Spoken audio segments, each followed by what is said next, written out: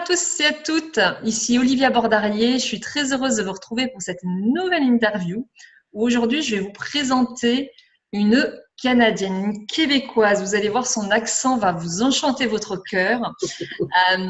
Elle s'appelle Linda Cusson, elle vit au Québec et elle est coach parentale et dans le cadre de l'Académie des parents bienveillants, elle va intervenir, elle, sur la résolution des conflits bienveillants.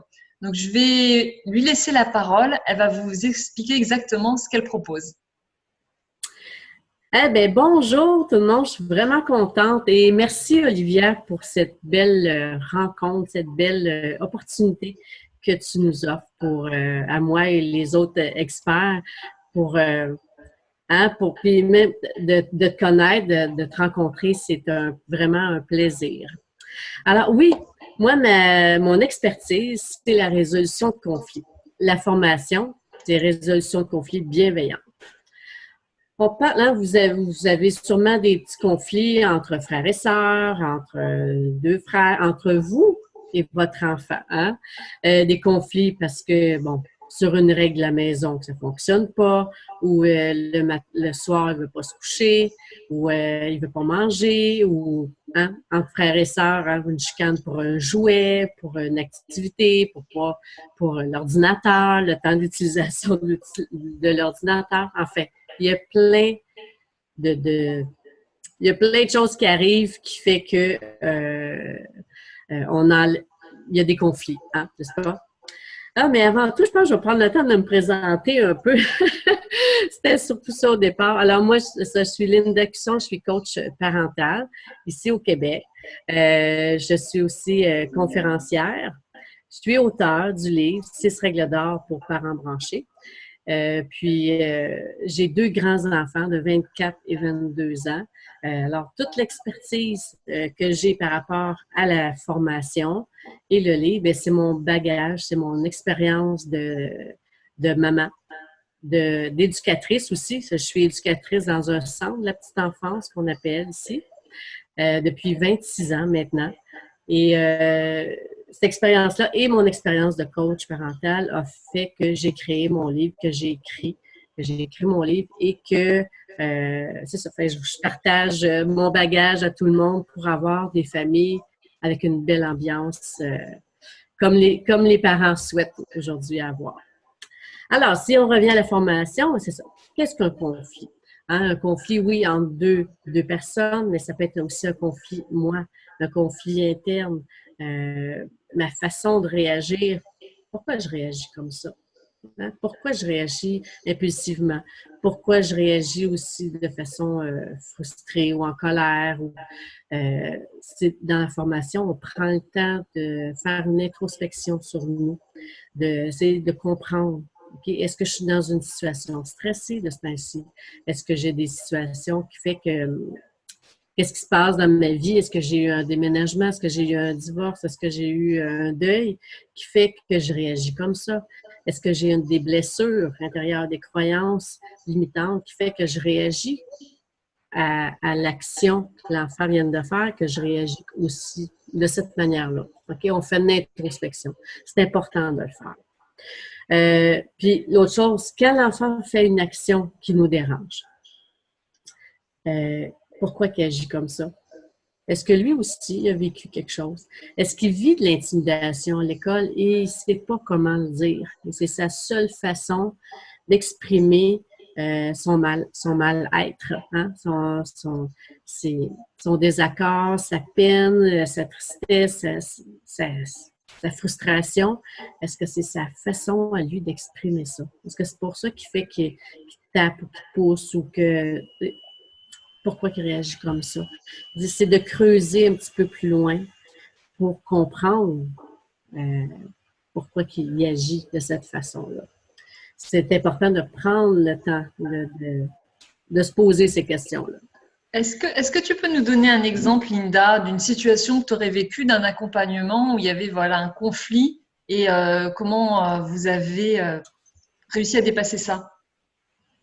OK, un conflit, avec Mon Dieu, attendez, j'essaie de voir une, un exemple rapide.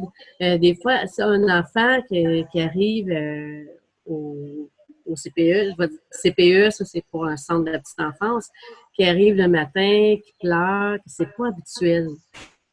Ça arrive, ça, de temps en temps, que c'est pas habituel, puis que OK, là, mais pourquoi il pleure ce matin? Est-ce qu'il s'est levé tout proche? Est-ce qu'il s'est levé, est-ce qu'il a mal dormi?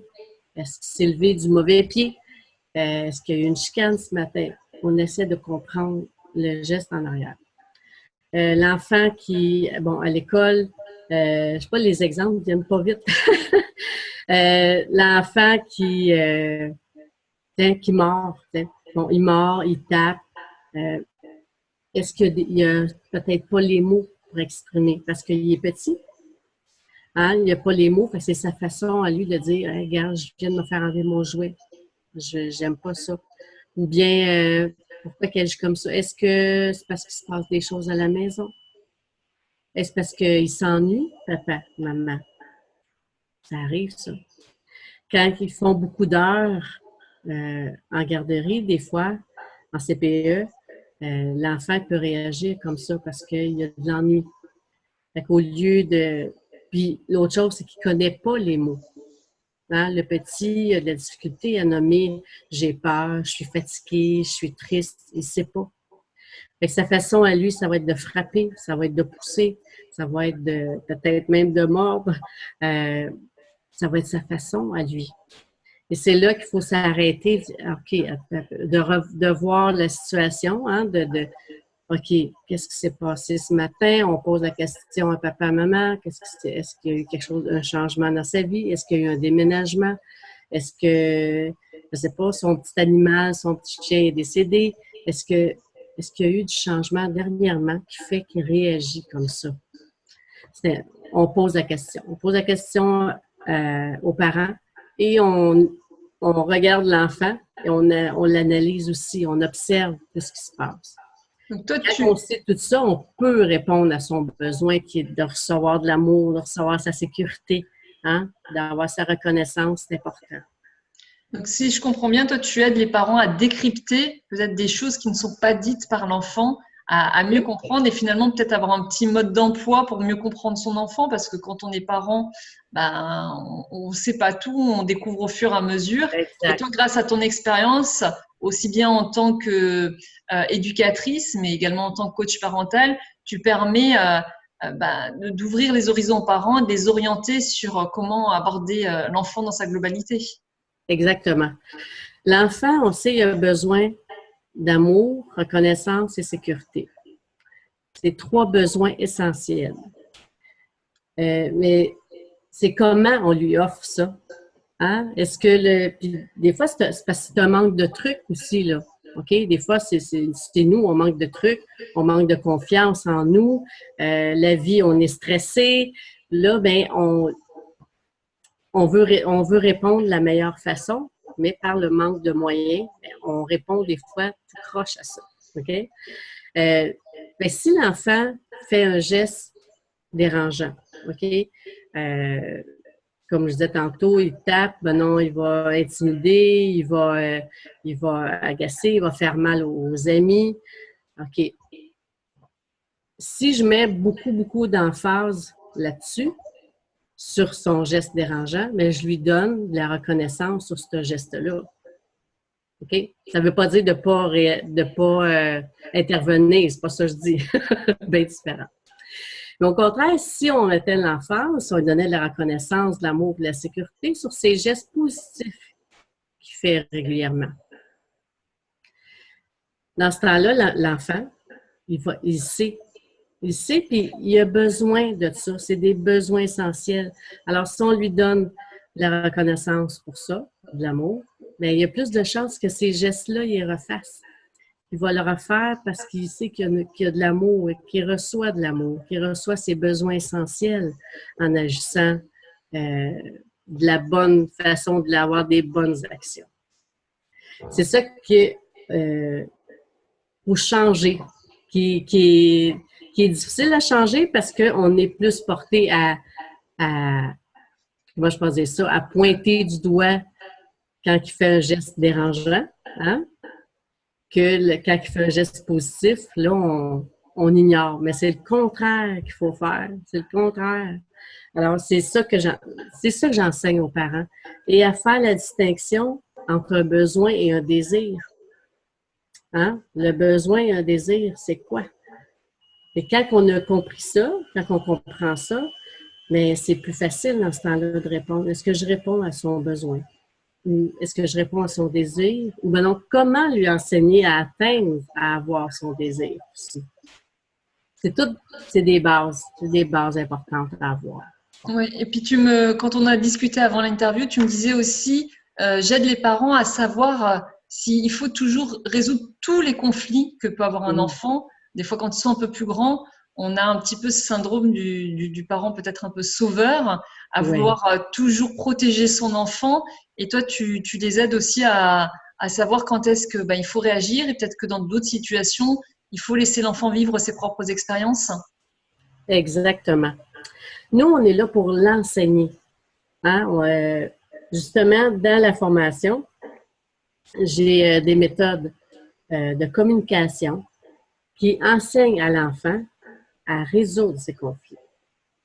C'est normal, les premières fois, oui, il faut lui enseigner, on va le guider. Mais après ça, OK, le conflit ne m'appartient pas, il t'appartient à toi. Hein? Mais comment tu peux faire? Comment on peut résoudre ce conflit-là? Qu'est-ce que tu peux faire? Quel pas en avant que tu peux faire?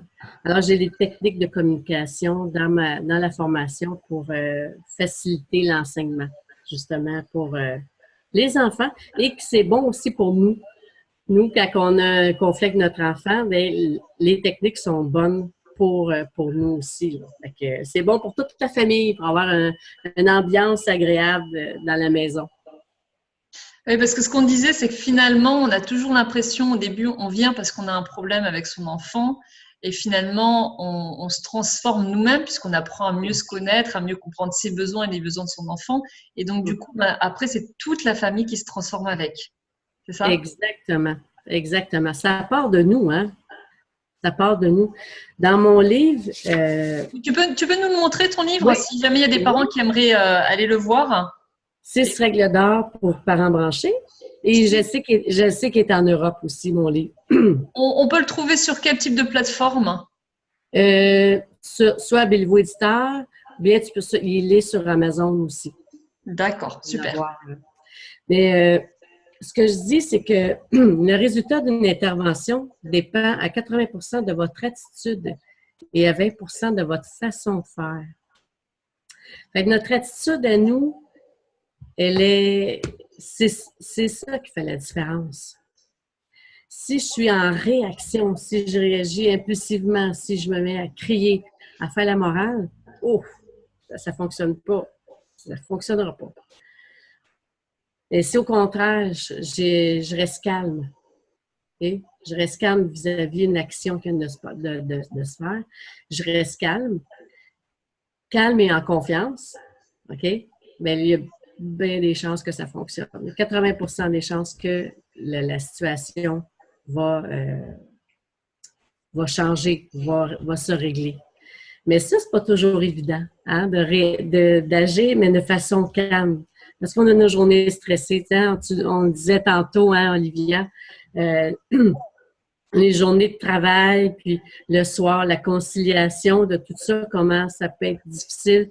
Fait que des fois, on est stressé. Mais comment on peut faire pour rester calme? Hein, ça aussi, j'amène les trucs. Comment amener l'enfant aussi à être calme? Hein, c'est bon pour nous et c'est bon pour l'enfant. Et l'autre chose que je mets en place dans la formation, ce qu'on voit, c'est les valeurs. Quelles valeurs je veux enseigner à mon enfant? Quelles valeurs que je veux lui transmettre?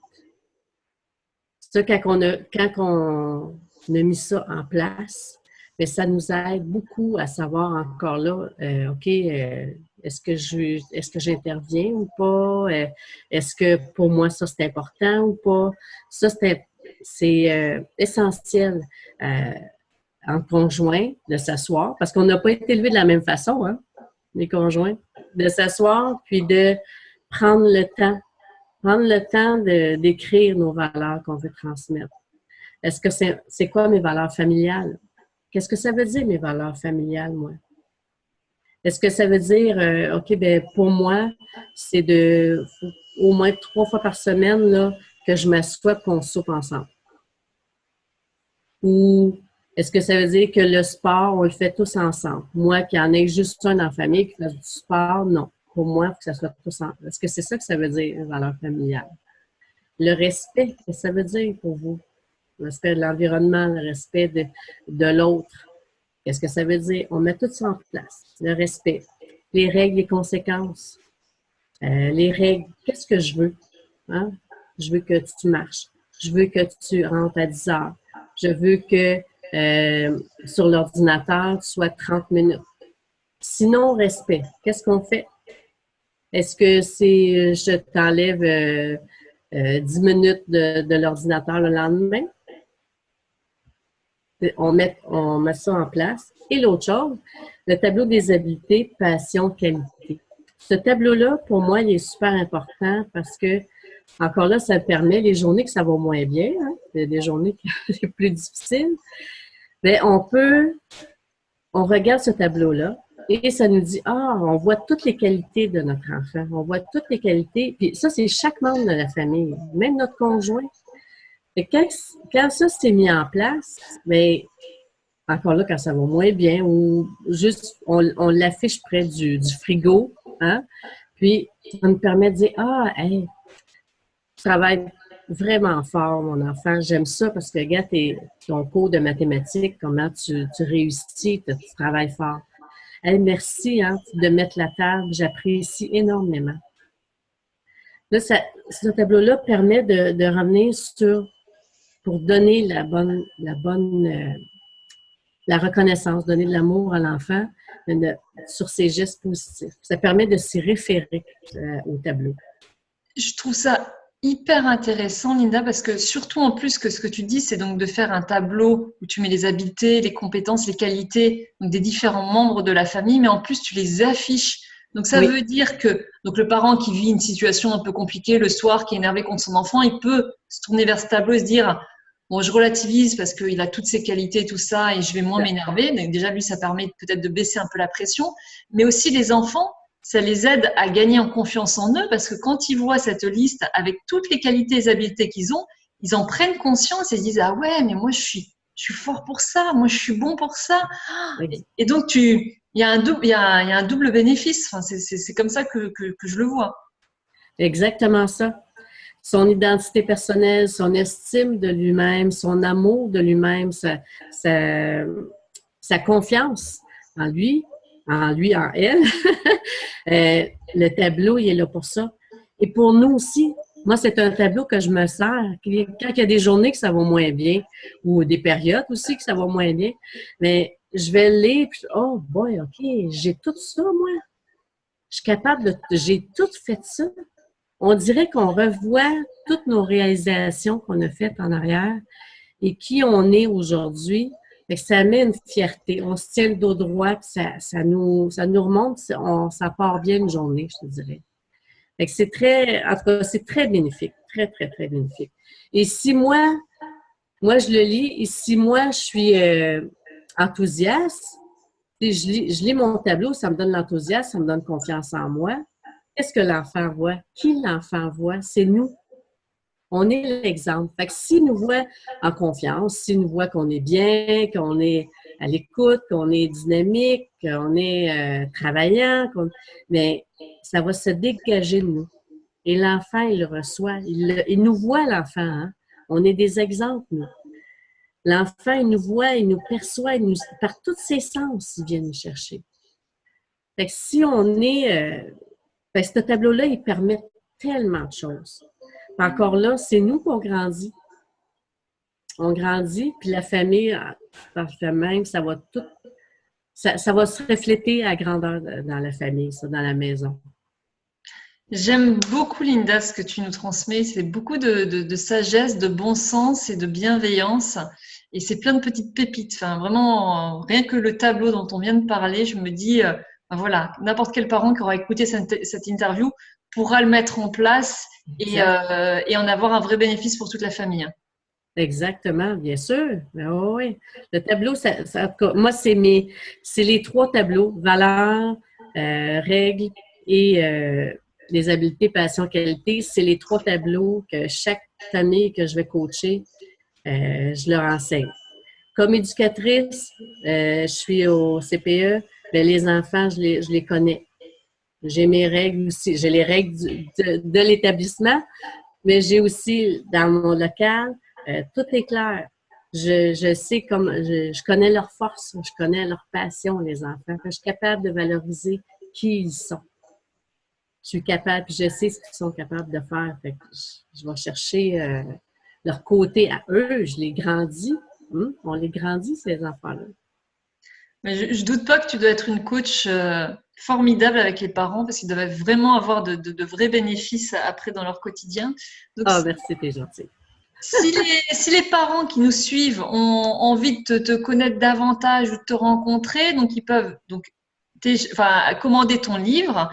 Et ensuite, où est-ce qu'ils peuvent te retrouver? Parce qu'il y aura bien sûr la formation dans le cadre de l'Académie des parents bienveillants. Mais en attendant, où est-ce qu'ils peuvent te retrouver? Il y a sur mon site internet www.parentsbranches.com. Parce que ma compagnie, c'est Parents branchés, donc on enlève l'accent, parentsbranches.com. Je suis sur Facebook, Parents branchés encore, et aussi je suis sur Instagram, que je fais encore là sur Parents branchés. Ils peuvent me retrouver partout.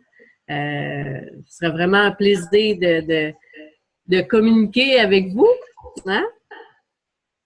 Super, donc de toute façon, je remettrai les liens sous la vidéo pour que les parents puissent facilement te retrouver. Et donc, si vous avez le moindre besoin, la moindre question, n'hésitez pas à rentrer en contact avec Linda. Elle vous apportera toute son expertise et sa sagesse. Eh bien, merci beaucoup, Olivia. Ouais. Merci beaucoup, Linda. C'était un plaisir de t'avoir interviewée parce que je pense que ça va vraiment plaire aux parents. Et puis, je te dis à très bientôt et on se retrouve, nous, dans le cadre de l'Académie. Oui, c'est sûr, on va se retrouver, c'est certain, à un moment donné. Là. Je ne sais pas où dans le monde, on va se retrouver à quelque part. Merci beaucoup, Olivia. J'apprécie beaucoup cette rencontre. Merci à tous. Si cette interview vous a plu, pensez à la partager, à la transmettre aux parents qui en auraient besoin. Et je vous dis à très bientôt pour une prochaine interview. Au revoir. Bye bye tout le monde.